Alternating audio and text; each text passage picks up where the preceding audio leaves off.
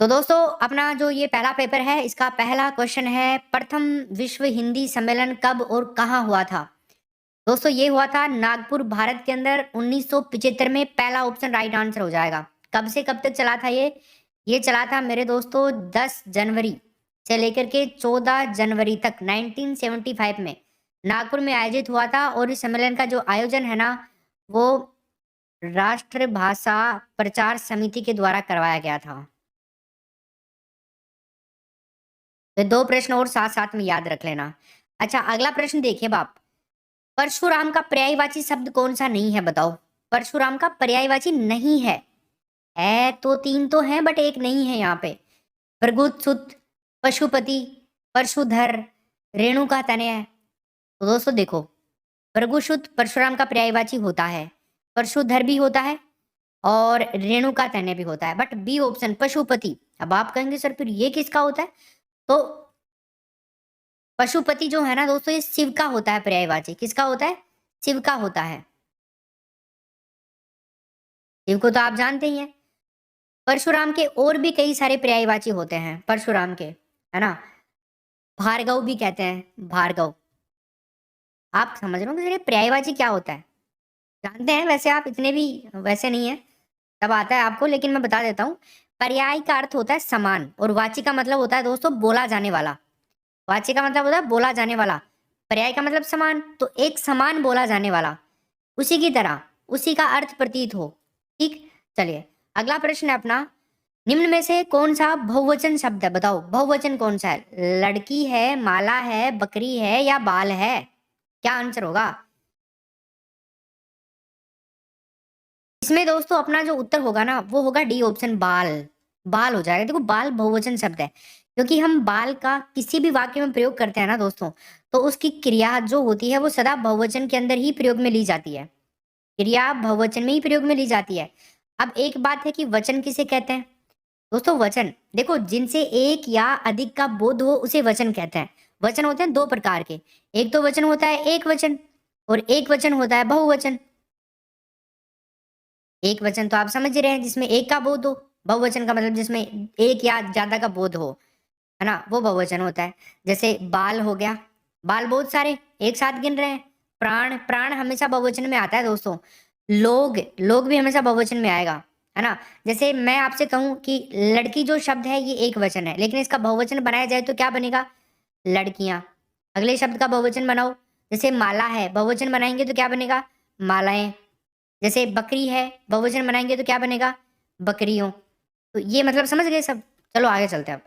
अगला प्रश्न है 4 नंबर का बताइए, अघोष वर्ण नहीं है। एक तो होता है दोस्तों घोष और एक होता है अघोष। आज के बाद में तुम्हें दिक्कत नहीं आएगी दोनों के अंदर। देखो, कोई भी वर्ग होता है ना उसमें 5 वर्ण होते हैं ना?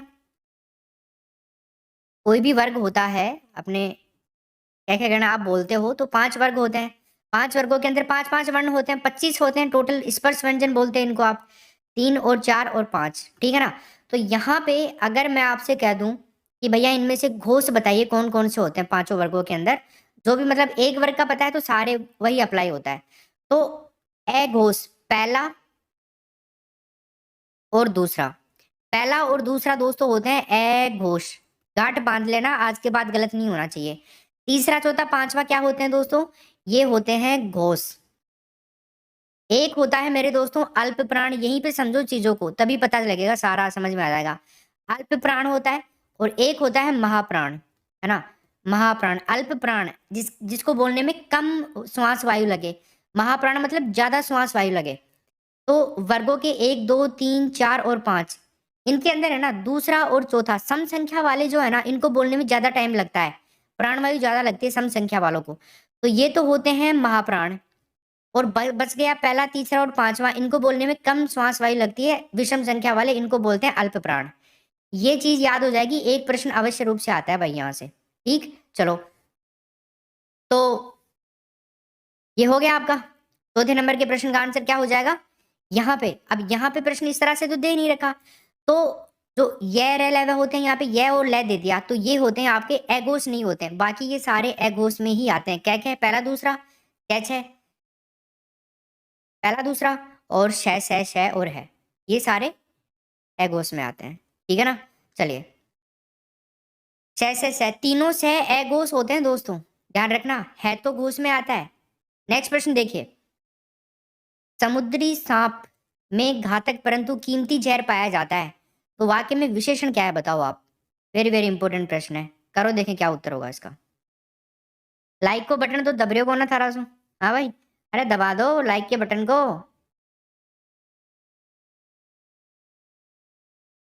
हाँ जी, 5वें नंबर के प्रश्न में क्या होगा, देखो एक तो समुद्री है, एक घातक है और एक कीमती है। ये जो तीन है ना, ये तीनों के तीनों क्या है आपके वाक्य के विशेषण है ना। विशेषण किसे कहते हैं, संज्ञा अथवा सर्वनाम की विशेषता बताने वाले शब्दों को विशेषण कहा जाता है। विशेष्य किसे कहते हैं, जिसकी विशेषता बताई जाती है ना, उसे कहते हैं विशेष्य।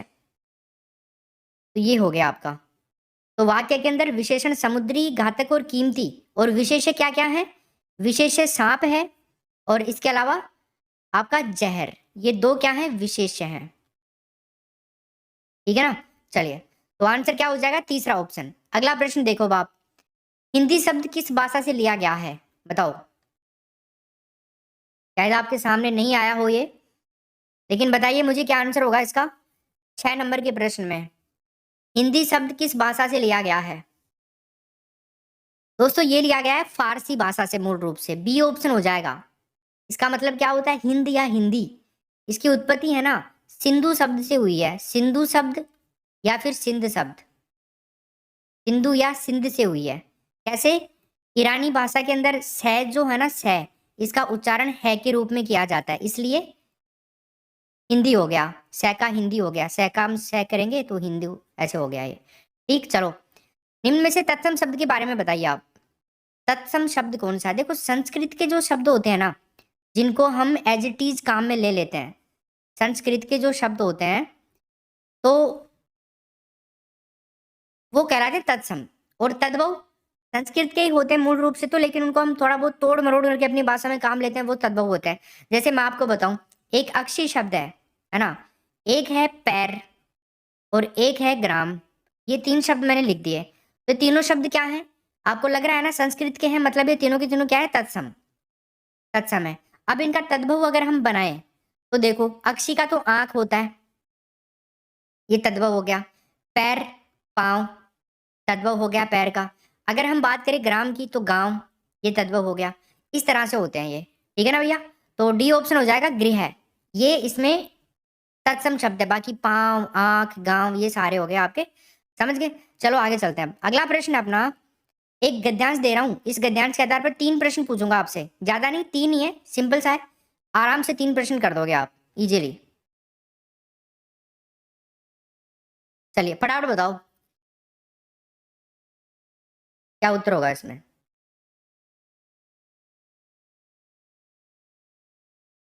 उत्तर तो बताएंगे, पहले इसको पढ़ लो आप, गद्यांश को पढ़ लिया होगा। देखो, हमारा जीवन पाखंडमय बन गया, एक बार मैं पढ़ देता हूँ, आपको अगर कष्ट हो रहा है तो एक ही सेकंड में फिर आंसर्स को करेंगे अपन, क्वेश्चन के आंसर्स को, ठीक है ना। हमारा जीवन पाखंडमय बन गया और हम इसके बिना नहीं रह सकते। अपने सार्वजनिक जीवन अथवा निजी जीवन में कहीं भी देखें, हम एक दूसरे को छलने की कला का खुलकर उपयोग करते हैं। इसके यहाँ से पूछूंगा एक प्रश्न, तो याद कर लो इसको। इसके बावजूद ये विश्वास करते हैं कि हम ऐसा कुछ भी कर रहे हैं, हम इस प्रकार की भाषा का प्रयोग करते हैं जिसकी उस अवसर पर कोई आवश्यकता ही नहीं होती। हम किसी भी बात को यह जानते हुए कि वह सही या सत्य है या नहीं है, लेकिन उसके प्रति निष्ठा या विश्वास इस तरह प्रकट करते हैं जैसे कि हमारे लिए वही एकमात्र सत्य है। हम सब यह इसलिए सरलता से कर लेते हैं क्योंकि आज पाखंड एवं दिखावा हमारे जीवन का एक अभिन्न अंग बन गया है।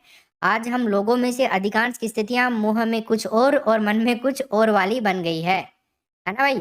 चलो देखो, तो चलते हैं, पहला प्रश्न आपसे पूछते हैं यहाँ से, हमारे जीवन का अभिन्न अंग किसे बना लिया गया है बताओ जी, क्या उत्तर होगा। आराम से बता दोगे, सब सही करोगे, करो उत्तर क्या होगा इसका, जल्दी करो।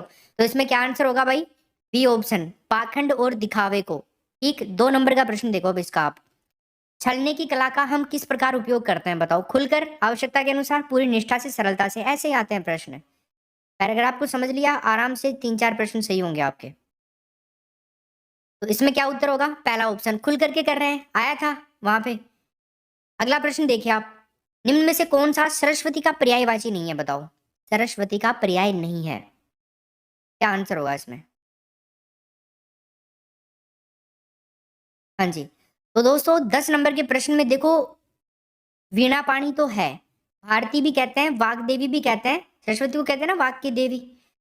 चाह भी हो जाएगा इसमें, डी ऑप्शन है ना भाई। आंसर क्या होगा? डी ऑप्शन हो जाएगा। पर्याय का अर्थ होता है समान। क्या होता है? समान, बोला जाने वाला। वाचे का मतलब हो गया बोला जाने वाला, तो समान बोला जाने वाला, जिसका अर्थ एक जैसा हो। तो सरस्वती का पर्यायवाची शब्द जानवी नहीं है, जानवी गंगा का होता है दोस्तों, गंगा का होता है ये, ठीक है ना। सरस्वती के भारती, वाग्देवी, वीणा पाणी, है ना, एक ज्ञानदा भी होता है, ज्ञानदा। गंगा के देवनंदी, मंदाकिनी, भागीरथी कई होते हैं। नेक्स्ट प्रश्न देखिए, मैं, हम, तू, तुम आदि शब्द हैं, बताइए 11 नंबर के प्रश्न में क्या उत्तर हो जाएगा आपका? फटाफट बता दो। बहुत बढ़िया, है ना भाई। आंसर क्या हो जाएगा 11 नंबर के प्रश्न में? पुरुषवाचक सर्वनाम। देखो, पुरुषवाचक सर्वनाम किसे कहते हैं? जिन सर्वनाम शब्दों से व्यक्ति का बोध हो, व्यक्ति मेल का बोध हो, पुरुषवाचक सर्वनाम कहलाते हैं। 3 होते हैं ना, एक तो उत्तम पुरुष, एक होता है मध्यम पुरुष, और एक होता है अन्य पुरुष, है ना। उत्तम पुरुष बोले तो जिन सर्वनामों का प्रयोग बोलने वाला अपने लिए करता है ना, जैसे मैं, हमारा, मुझको, हमारी, मैंने, मेरा, मुझे, ये सब। मध्यम पुरुष जिन सर्वनामों का प्रयोग सुनने वाले के लिए किया जाता है, सामने वाले के लिए, वो मध्यम पुरुष होता है। तुम, तुम्हें, आप, जैसे मैं तुम्हारे को बोल रहा हूँ तो तुम मध्यम पुरुष हो। अन्य पुरुष जो हमें नहीं सुन रहा है वो अन्य पुरुष होता है, तीसरा अन्य कोई, वे, ये, है ना, इनका, इन्हें, उन्हें, ये सब। तो ये डी ऑप्शन हो जाएगा इसमें, ठीक है ना। चलो, तो आपको क्लास डेली अटेंड करनी है ना, टेलीग्राम चैनल ज्वाइन कर लो, टेलीग्राम पे डेली लिंक भेज देते हैं क्लासेज का, तो लिंक ऊपर डिस्क्रिप्शन में दिया हुआ है, आप उसको ज्वाइन कर सकते हो। तो देखो 12 नंबर के प्रश्न में क्या उत्तर होगा? बी ऑप्शन, महाप्राण व्यंजन। अभी बताया ना, वर्गों का दूसरा और चौथा सम संख्या वाले, जब प्रथम शब्द संख्यावाची हो और द्वितीय शब्द संज्ञावाची हो तो कौन सा समास होता है? बताइए 13 नंबर के प्रश्न में क्या आंसर होगा? बहुत ही बढ़िया, तो कंटिन्यू रखेंगे अपन क्लास को। तो चलो, इसमें आंसर क्या होगा 13 नंबर के प्रश्न में? दिगु, पहला ऑप्शन हो जाएगा भैया, है ना, दिगु समास। अच्छा देखिए, जैसे सप्त सिंधु है, सप्त सिंधु, पहला पद क्या हो गया? संख्यावाची हो गया, है ना, और द्वितीय संज्ञावाची। सिंधु, सिंधु जो शब्द है संज्ञावाची है ना, तो पहला पद संख्यावाची, द्वितीय पद संज्ञावाची। इसमें भी सिंधु मतलब 7 सिंधुओं का समूह है। दोपहर, दोपहर, पहला पद संज्ञावाची, संख्यावाची, दूसरा संज्ञावाची, दो पहरों का समूह है। ये होते हैं द्विगु समास के एग्जांपल्स। नेक्स्ट, बुद्धिमान शब्द किस संवर्ग में है? बताइए, बुद्धिमान जो शब्द है किस संवर्ग में है? क्या आंसर होगा इसमें? जल्दी से बता दो। तो साथियों यहाँ पे आंसर होगा, बुद्धिमान शब्द जो है ना ये विशेषण है, बी ऑप्शन हो जाएगा। संज्ञा अथवा सर्वनाम की विशेषता बताने वाले जो शब्द होते हैं दोस्तों, विशेषण कहलाते हैं। तो बुद्धिमान एक विशेषण है, जैसे बुद्धिमान व्यक्ति, तो व्यक्तिवाचक संज्ञा शब्द है ये, जिसकी विशेषता बुद्धिमान शब्द बता रहा है ना। जैसे बुद्धिमान व्यक्ति, है ना, तो बुद्धिमान क्या हो गया? व्यक्ति संज्ञा शब्द हो गया यहाँ पे, और इसकी व्यक्ति की विशेषता कौन बता रहा है? बुद्धिमान, तो बुद्धिमान क्या हो गया? विशेषण। अगला चलते हैं, कवि का स्त्रीलिंग बताइए आप। बहुत आसान सा सवाल है यार, आंसर गलत थोड़ी करोगे आप, बता दो। देखें, कवि का स्त्रीलिंग बताना है आपको, फटाफट बता दो दोस्तों। दुनिया की कोई भी परेशानी आपके साहस से बड़ी नहीं होती है। अगर आप में साहस है हर परेशानी का सामना करने का, तो आप महान हो भाई, महान, है ना। यदि किसी काम को करने में डर लगे तो याद रखना, ये संकेत है कि आपका काम वाकई में बहादुरी से भरा हुआ है। तो आपको डर लग रहा है ना, आप लक्ष्य की ओर जा रहे हो, डर नहीं लगना चाहिए। और डर लग रहा है तो पीछे नहीं हटना है, सामना करना है, सामना फोड़ देना है सब चीजों को। तो देखो क्या आंसर होगा इसमें? कवयित्री, तीसरा ऑप्शन। छोटी ई की मात्रा और बड़ी ई की मात्रा याद रखना, दोनों, पहले छोटी बाद में बड़ी, छोटी बड़ी ऐसे याद कर लेना। देखो स्त्रीलिंग, पहली बात तो यह है कि लिंग किसे कहते हैं? शब्द के जिस रूप से किसी व्यक्ति अथवा वस्तु का पुरुष जाति या फिर स्त्री जाति का पता लगे उसे लिंग कहते हैं। अब स्त्रीलिंग किसे कहते हैं? वो शब्द जिसे किसी रूप में व्यक्ति, वस्तु आदि के पुरुष, इन सब का मतलब स्त्री जाति का पता लग जाए, है ना? कोई भी वस्तु हो सकती है, व्यक्ति हो सकता है। वस्तु हो सकती है, व्यक्ति हो सकता है, ध्यान रखना, तो उसे स्त्री जाति का पता लगे। आंसर देखिए 16 नंबर के प्रश्न का क्या होगा बताओ?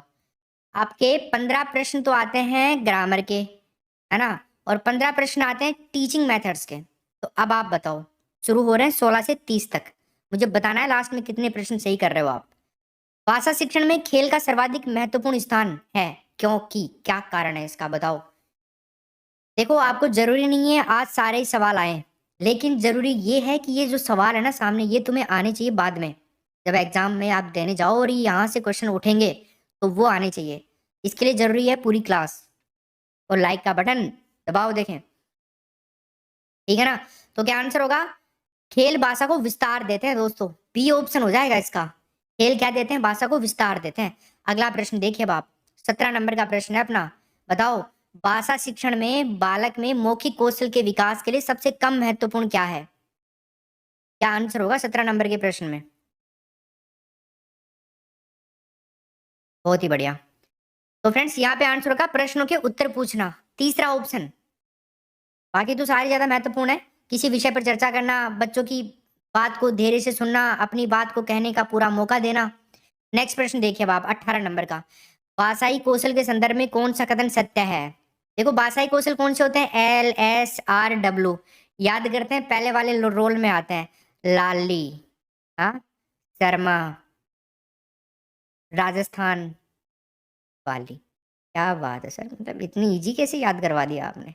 लाली शर्मा राजस्थान वाली, LSRW, listening, speaking, reading, writing, 4 कौशल होते हैं भाई, है ना? ये पहला होता है, ये दूसरा होता है, ये तीसरा होता है, ये चौथा होता है। बिल्कुल क्रम वाइज है। एक प्रश्न लिखवा लो, छपता है यहाँ से हर बार। पिछली में देख लो आप, जो हुआ है एग्जाम उसमें देख लो, उससे पिछली में देख लो, ये आसानी से याद हो गया। चलो, पहला ऑप्शन हो जाएगा। भाषाई कौशल एक साथ सीखे जाते हैं, क्रम से नहीं भाई, ठीक है ना? चलो आगे चलते हैं। तो ये,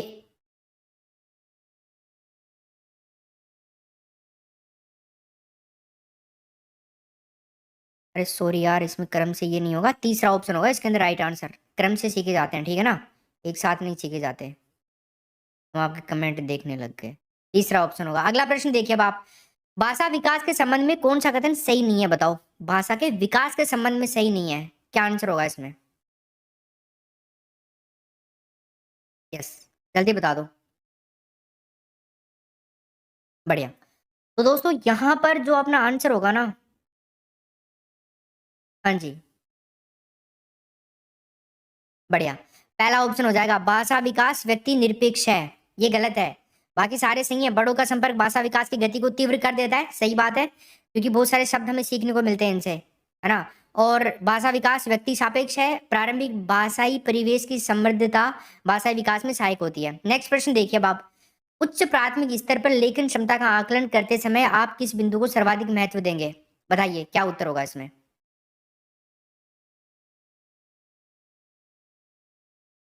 जल्दी से बता दीजिए क्या आंसर होगा। 20 नंबर के प्रश्न में दोस्तों आंसर होगा विचारों की मौलिकता, तीसरा ऑप्शन। सर्वाधिक महत्व विचारों की मौलिकता को। 21 में देखो, भाषा सीखने का सही क्रम बताओ, अभी बताया मैंने तुम्हें। लाली शर्मा को याद कर लिया करो। किसको? लाली को। लाली शर्मा राजस्थान वाली, यही तो है। लिसनिंग, स्पीकिंग, रीडिंग और राइटिंग। तो भाई क्या आंसर हो जाएगा? लिसनिंग यानी सुनना, श्रवण कौशल, स्पीकिंग बोलना, और रीडिंग पढ़ना, और राइटिंग लेखन लिखना। बी ऑप्शन हो जाएगा इसमें, कर देना। दूसरा कौशल कौन सा है? स्पीकिंग।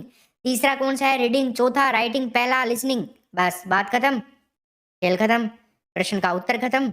सही उत्तर हो गया हमारा। नेक्स्ट प्रश्न देखिए, हाँ बता देंगे, अगले प्रश्न तो कर लो, बता देंगे दोबारा, क्यों कॉपी पेस्ट किए जा रहे हो? गृह कार्य के बारे में कौन सा कथन उचित है बताओ? अब ये तो हम बता ही सकते हैं, आप टीचर बनने वाले हो भाई, इतने मेच्योर तो हो, इतनी सोचने समझने की क्षमता तो है कि गृह कार्य के बारे में एक कथन को सही तो कर दें हम कम से कम। तो बताओ क्या उत्तर होगा इसमें?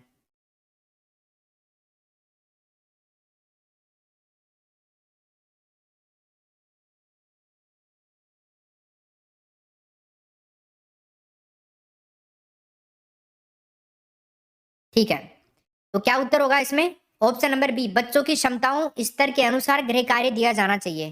ठीक है ना भाई, बहुत ही इंपॉर्टेंट प्रश्न है और लाजवाब है, सबको आना चाहिए इसका उत्तर। अगला प्रश्न देखिए, आंसर करो क्या होगा फटाफट।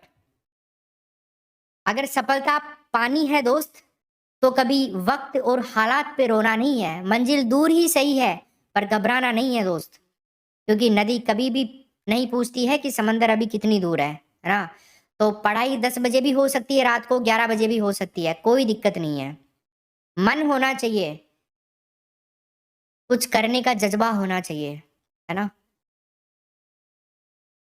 क्योंकि ऐसे कहते हैं ना, पतझड़ हुए बिना पेड़ों पर नए पत्ते नहीं आते, और कठिनाई और संघर्ष सहे बिना अच्छे दिन नहीं आते। तो वो दिन है हमारे कठिनाई और संघर्ष के, तो फिर थोड़े दिन बाद में अच्छे दिन भी आएंगे, है ना। तो क्या आंसर हो जाएगा इसमें? 23 नंबर के प्रश्न में पहला ऑप्शन, वाक्य प्रयोग। शब्द का अर्थ स्पष्ट करने हेतु कौन सा तरीका सबसे ज्यादा उपयुक्त होता है? वाक्य का प्रयोग। नेक्स्ट प्रश्न देखिए बाप। अगला प्रश्न है, कक्षा 1 और 2 के बच्चों के लिए आप किस तरह की कहानी का चयन करेंगे, बताइए।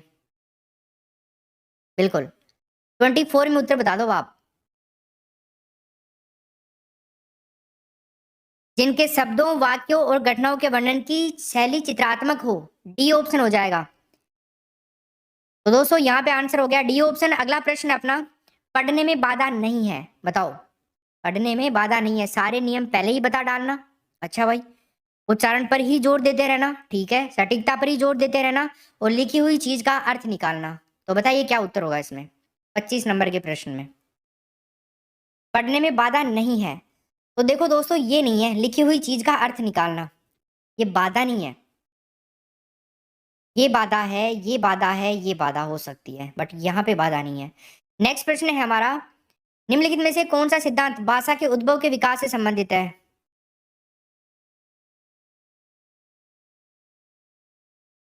तो देखो दोस्तों, 26 नंबर के प्रश्न में तीसरा ऑप्शन होगा, डिंग डांग सिद्धांत। मारो मन बोले मारो तन बोले, हाँ, डिंग डांग डिंग डिंग डोंग, ऐसा आता ना गाना, एक आता था। तो तीसरा ऑप्शन हो जाएगा, देखो ये सिद्धांत भी बना दिया, अरे मतलब। अगला प्रश्न देखो, सपना अपनी कक्षा के बच्चों को मौखिक अभिव्यक्ति के अवसर देने के लिए अनेक क्रियाकलाप करती है, ठीक है सर। आप निम्न में से सबसे ज्यादा प्रभावी किसको मानेंगे? चार ऑप्शन पढ़ो और उत्तर दो, किसको सबसे ज्यादा प्रभावी मानेंगे आप? 27 नंबर में होगा पहला ऑप्शन, विभिन्न परिस्थितियों से संवाद अदायगी करना, नंबर 1 ऑप्शन। देखो आपको अगर दिक्कत आती है ना हिंदी की शिक्षण विधियों में, तो यूट्यूब पे पूरा वीडियो पड़ा है, 15 घंटे का हिंदी की शिक्षण वीडियो का, फ्री है वो, मैराथन वीडियो, उसको देख लेना आप, कोई दिक्कत नहीं आएगी फिर बाद में। आंसर लिख दिया यार, यहाँ पे कैसे आंसर लिखा हुआ, आप तो देख लोगे, देख लिया क्या तुम लोगों ने? चलो खैर कोई नहीं, ये तो चीटिंग हो जाएगी। वाणी और लेखन में मूल अंतर है, क्या है? ये है कि लिखित भाषा, अब यहाँ पे एक शब्द आपको ऐड करना है इनमें से चारों में से, स्तर पर देखी जाती है और इन स्तर पर होती है।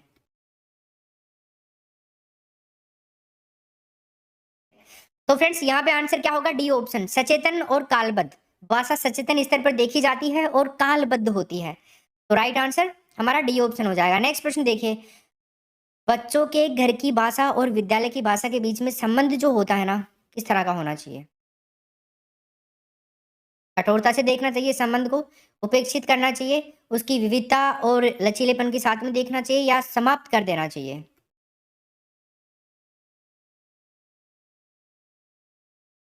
बच्चे की जो घर की भाषा है और विद्यालय की भाषा है, उसके बीच में संबंध, उसकी विविधता और लचीलेपन के साथ में उसे देखना चाहिए ना।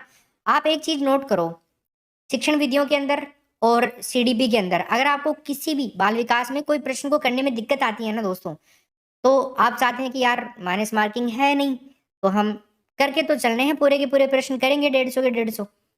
तो ऐसे ऑप्शंस पे ज्यादा चांस ले लिया करो जिनकी लाइन बड़ी हो, है ना, जो बाकी सबसे अलग दिख रहा हो, उपरोक्त सभी वाला, ऐसे ऑप्शंस कर जाते हैं काम अपना अपना।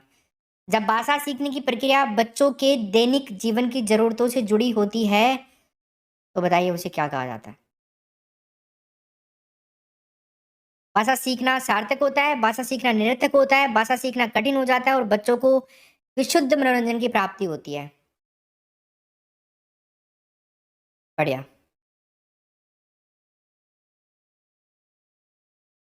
अच्छा, आपने तो इसमें उत्तर क्या होगा 30 नंबर में? पहला ऑप्शन, भाषा सीखना सार्थक होता है, नंबर 1 ऑप्शन हो जाएगा इसमें।